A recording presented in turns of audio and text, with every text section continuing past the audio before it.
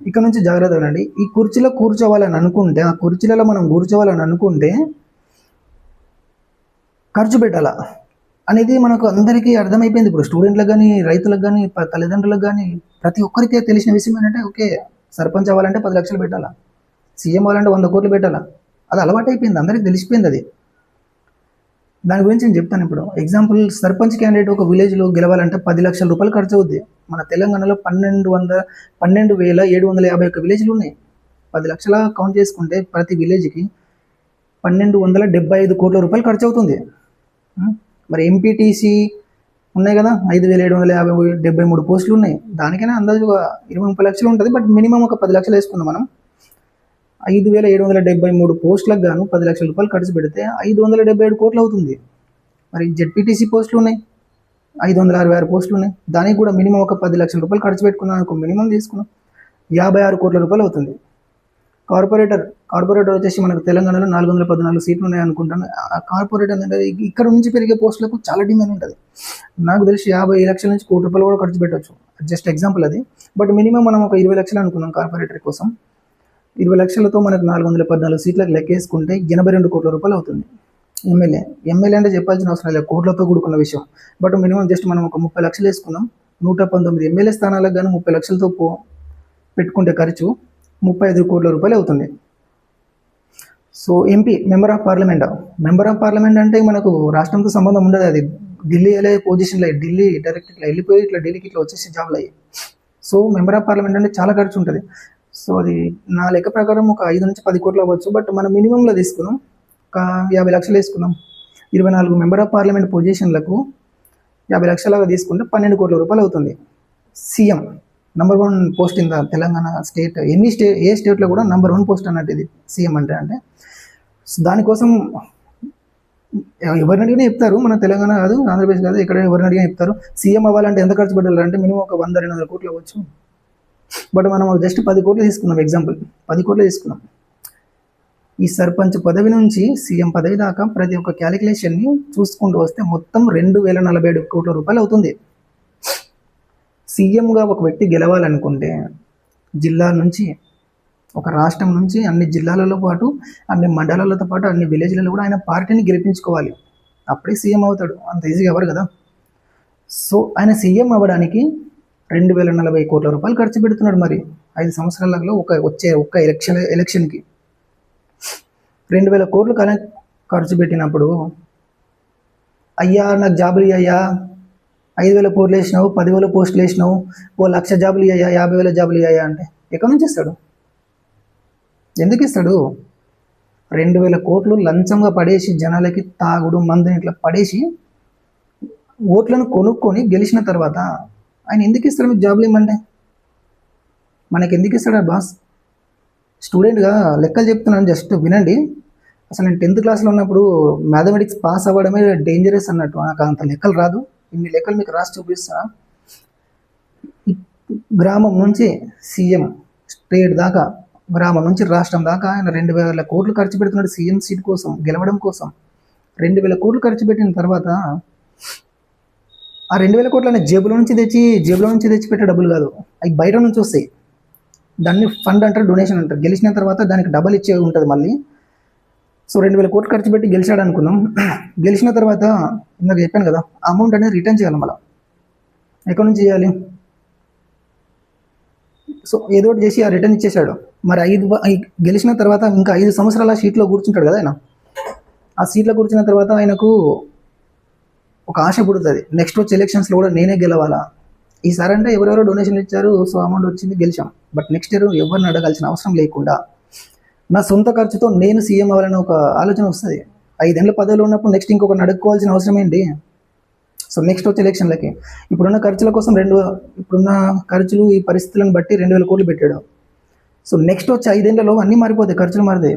So అప్పుడు 2,000 కోట్లు పెట్టిన ఇప్పుడు 4,000 కోట్లు వేద్దాం, వెనకేయాలి. అప్పుడు గెలవాలంటే మరి ప్లాన్ ఉంటుంది కదా.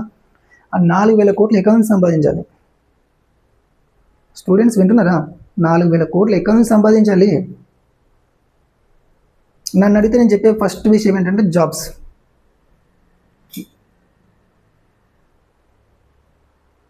పాత గవర్నమెంట్ ఉన్నప్పుడు ప్రతి నోటిఫికేషన్ పేపర్ లీకేజ్, ప్రతి జాబుల గురించి అమ్ముడుపోయాయి లీకేజ్ అని చెప్పి కేసులు అయినాయి. స్టూడెంట్లు ఏం చేసామంటే స్టూడెంట్లు ఏం చేయలేం మనం. ఎందుకు ఏం చేయలేమని అంటే ఎగ్జాంపుల్ చెప్తాను. ఇప్పుడు అడవికి రాజు పులి, సింహం అని అందరూ చెప్తారు, అందరికీ తెలుసు. సింహము, దాని తర్వాత పులి, వీటిని చంపే జంతువులే లేవు అని చెప్తారు. నేను యూట్యూబ్లో ఎక్కువగా చూసింది అంటే హైనస్. మళ్ళీ చెప్తున్నా, స్టూడెంట్లు ఏం చేయలేరు, ఎందుకు చేయలేరు అనడానికి ఇది ఒక ఎగ్జాంపుల్. 4 హైనాస్ కలిస్తే ఒక సింహాన్ని తినేస్తే భూమి మీద ఎముకలు తప్ప ఇంకేం మిగలవు. అదే 4 హైనాస్ కలిస్తే ఒక పులిని కూడా తినేస్తే భూమి మీద ఎముకలు తప్ప ఇంకేం మిగలవు. 4 హైనాస్ కలిస్తేనే, ఒక హైనా వెళ్తే చంపలేదు, తినలేదు, 2 హైనాస్ వెళ్ళినా కూడా తినలేవు. ఒక 4, దానికి మించి ఎన్ని హైనాస్ వెళ్ళినా కూడా సింహాన్ని కానీ పులిని కానీ ఎముకలు మాత్రమే మిగిలేటట్టు, మాంసం మాత్రం తినేసి వెళ్ళిపోతాయి అక్కడ నుంచి. ఈ 4 హైనాస్ కలిస్తే మాత్రమే చంపలేతాయి. ఈ కలవడాన్ని యూనిటీ, ఐక్యమత్యం అంటారు. ఐక్యమత్యం, ఈ 4 కలిస్తేనే ఎంతటి జంతువునైనా భయంకరం దానైనా 4 హైనాస్ తినేస్తాయి. నేను యూట్యూబ్లో కొన్ని వందల వీడియోస్ చూసాను ఇలాంటి హైనాస్ గురించి మాత్రమే. నాకు హైనాస్ అంటే చాలా ఇష్టం. పులి, సింహం అంటే ఇష్టం ఉండదు, హైనా అంటే ఇష్టం. ఎందుకంటే కలుపుకున్నప్పుడే ఏ జంతువునైనా ఎదిరించగలుగుతాయి హైనాస్. సో స్టూడెంట్లో కూడా ఏంటంటే ఐక్యత అనేది ఉండదు, కలుపుకోవడం అనేది ఉండదు. స్టూడెంట్ అంటే ఒక్కడు, స్టూడెంట్స్ అనే పదం ఒకటే, కానీ స్టూడెంట్ ఒకటి కాదు. మనకు చాలా గీతలు ఉంటాయి మధ్యలో. వాడది, నేను ఇది, నాకు ఇందో ఇది, ఇంకోది. వాడెందుకు మన దగ్గర, ఈడెందుకు మన దగ్గర.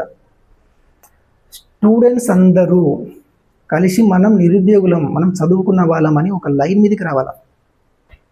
స్టూడెంట్స్ అందరూ ఒక లైన్ మీదకి వచ్చినప్పుడు, మన తెలంగాణలో ఎగ్జాంపుల్ చెప్తాను. 40 లక్షల మంది స్టూడెంట్స్ నిరుద్యోగులు ఉన్నారు, ఓటకు ఉన్నది. 40 లక్షల మందికి వాళ్ళ అమ్మ నాన్నని కాళ్ళు పట్టుకొని బతిమలాడుకొని వాళ్ళకి నచ్చిన ఒక పార్టీకి ఓటేసి గెలిపించుకుంటే, స్టూడెంట్స్ వాళ్ళ అమ్మ నాన్న ఓటేస్తే చాలు ఆ పార్టీ గెలిచిపోద్ది. మరి ఎందుకు మరి స్టూడెంట్లు అట్లా చేయట్లేదంటే, కలుపుకునే ఐక్యం మొత్తం స్టూడెంట్స్కి ఉండదు. ఎవడేస్తాడని కూడా వెళ్ళిపోవడం ఏముంటుంది మనకి. స్టూడెంట్స్ అంటే ఐక్యమత్యంగా ఉండరు. ఐక్యమత్యంగా లేని వాడిని ఎవడు తనిన ఆమూలకు పోవాలా, ఈడిదంతా ఈ మూలకు పోవాలా, ఇంకోటిదంతా ఆమూలకు పోవాలా. స్టూడెంట్స్ ఐక్యమత్యంగా ఉండలేదు ఇప్పటిదాకా. ఐక్యమత్యంగా ఉండి ఒక లైన్ మీదకి వచ్చినప్పుడు, సింపుల్గా చెప్తున్నా, ఒక లైన్ మీదకి వచ్చినప్పుడు మాత్రమే స్టూడెంట్స్ అనేది ఏం చేయాలనుకున్నా గెలుస్తారు, చేస్తారు. నేను మొదట చెప్పాను కదా, సర్పంచ్ పొజిషన్ నుంచి సీఎం సీట్ వరకు గెలవాలని అనుకుంటే తెలంగాణ మొత్తంలో ఉన్న స్టూడెంట్స్ అందరూ ఒక లైన్ మీదకి రావాలి. లైన్ మీదకి రావాలంటే ఫోన్లు, కాంటాక్ట్లు వీటి వల్ల రాలేరు. మరి ఎలా రాగలుగుతారు? ఈ వీడియో చూసిన ప్రతి ఒక్కరికి కోపం రావచ్చు, నన్ను తిట్టాలని కామెంట్స్ పెట్టవచ్చు, సంథింగ్ ఏదో ఉండొచ్చు. బట్ స్టూడెంట్స్ అందరూ ఒకటవ్వాలంటే ప్రతి ఒక్క స్టూడెంటు ఈ వీడియో చూడాలా. మీకు నచ్చితే కనుక చూసిన తర్వాత మీ కాంటాక్ట్లో ఉన్న ప్రతి ఒక్క మొబైల్ కాంటాక్ట్ నెంబర్కి, స్టూడెంట్స్ అనే కాదు ప్రతి ఒక్కరికి కూడా ఈ వీడియో షేర్ చేయండి, లింక్ అనేది. ఇది చూడాలా, చూసిన తర్వాత ఎంతో కొంత మార్పు వస్తుంది. కరెక్టే కదా. స్టూడెంట్స్ అందరూ ఒక మాట మీదకి రావాలా. వయసుని బట్టి రెస్పెక్ట్ ఉండాలా, వయసుని బట్టి రెస్పెక్ట్ ఇవ్వాలి మనం స్టూడెంట్లో కూడా. పెద్దవాళ్ళు చెప్తున్నప్పుడు మనం చిన్నవాళ్ళు వినాలి. సో నెక్స్ట్ వచ్చే 2029 ఎలక్షన్స్లో ఒక కొత్త పార్టీని స్థాపించండి. తెలుగు రాష్ట్రాల్లో, ఒక రాష్ట్రంలో కాదు, తెలుగు రాష్ట్రాల్లో ఒక కొత్త పార్టీని స్థాపించండి. స్టూడెంట్స్ అందరూ ఒక లైన్ మీదకి రావాలి.